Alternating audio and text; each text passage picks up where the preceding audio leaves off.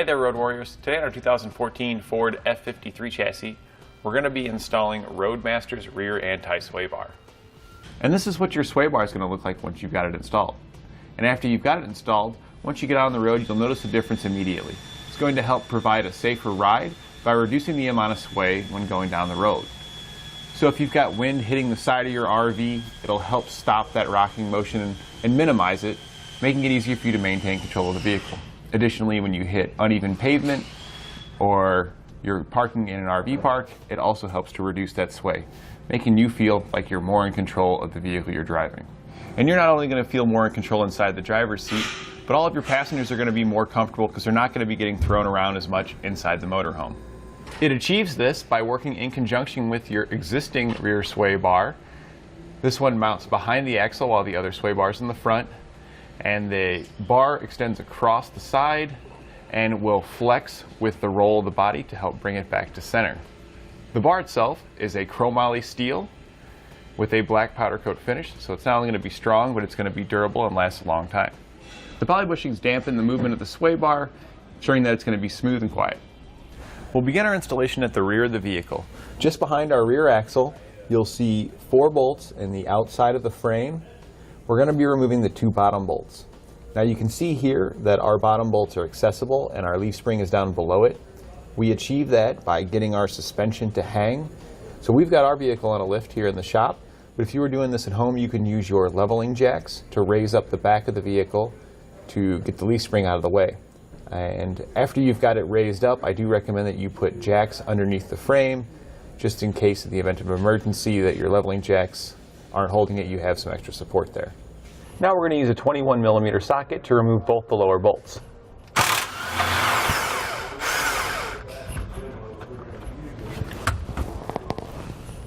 We've got both of our bolts removed. This is what your nuts look like on the other side. You can see they've got a plate welded on them here. This plate hits against the frame, so you don't need to put a wrench on it or anything. If for whatever reason the plate does bend and you can't get it off, you may need to put a wrench on it. You use a 24mm wrench or socket to hold the nut. We're going to reinstall that hardware here right after we set our bracket in place, just like we got it here. You want the L portion to go around the frame, and we're going to use the same hardware that we took off to attach it. And we're just going to put those nuts on just like we found them on the inside. You're going to have to turn the bolt to get it started in the nut, as the weld plate's going to prevent the nut from turning. We'll then tighten them down.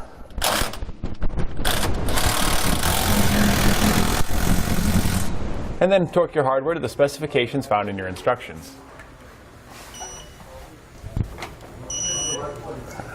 We'll now repeat this same procedure on the other side. Next, we'll need to remove the nuts from our U-bolts that attach the axle to the leaf springs. Before you take all these loose, I recommend that you make sure your axle is supported if it is not touching the ground. You know, if your tire's on the ground, then you'll be okay, but otherwise it could potentially sag down. So you want to have some kind of support on there if that is the case for you.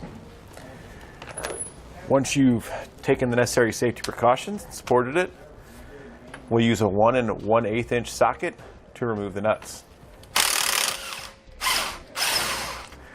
And what I like to do is, after I remove the first nut, I like to actually thread that one back on just a couple of turns, because when we take all these off, this plate here is going to want to fall down, and it's a very heavy plate, so we don't want to hurt ourselves. Now you're probably thinking to yourself, boy, these are coming off awfully easy. It's not uncommon for these to get rusted up and be very difficult to remove over time, so you may have to use a very long breaker bar to get them loose. Some spray lubricant can also assist if they're extremely tight. We're also going to have to torque these nuts when we're done, and these torque to an extremely high torque value.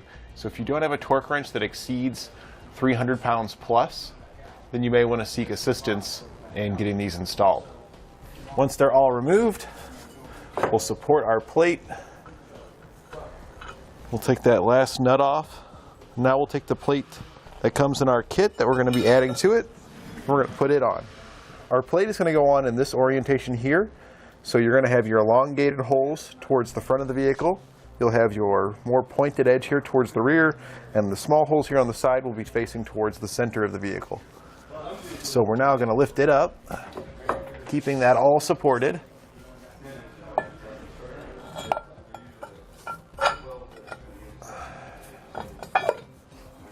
Slide our plate on, and then reinstall our nuts.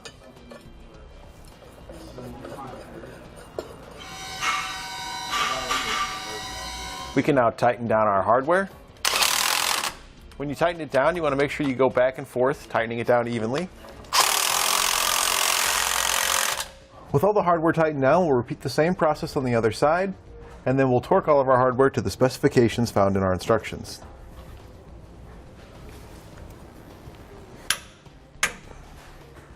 Your bushings have a split in them to make it easy to slide it over the bar. But before we slide them on, you want to take some of the lubricant that comes in the kit, and we're going to put some on the inside. Just want to smear it around. We're going to do this to both of our bushings, and then we're going to slide it onto the bar.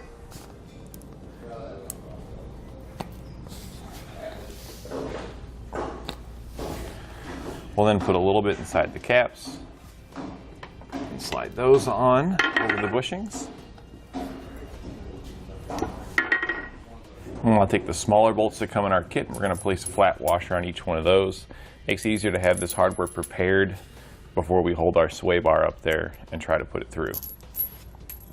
We're now going to take our sway bar. We're going to drop a bolt down to our bracket on the rearmost hole on each side. You'll then lift it up where it lines up with the bracket, and then we'll put a flat washer on it followed by a nut. Then you'll want to line up your bushing bracket with your lower bracket here.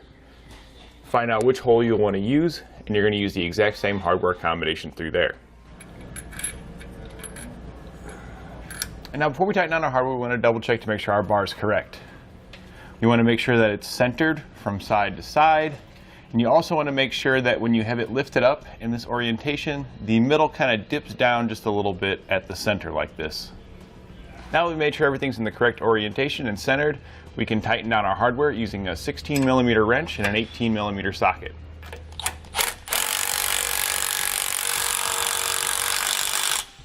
We'll now install our side brackets.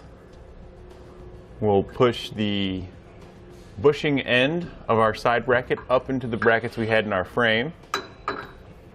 We'll slide the large bolts in the kit through it and put a nut on the other side. Next, take your sway bar, you're going to turn it up until the hole in the end of the sway bar eyelets line up with the holes on our side brackets. We're going to slide a bolt through and put a nut on the other side. We're going to be using the same large bolts as up top. Now we can go back and tighten down all of our large bolts using a 24mm socket and wrench.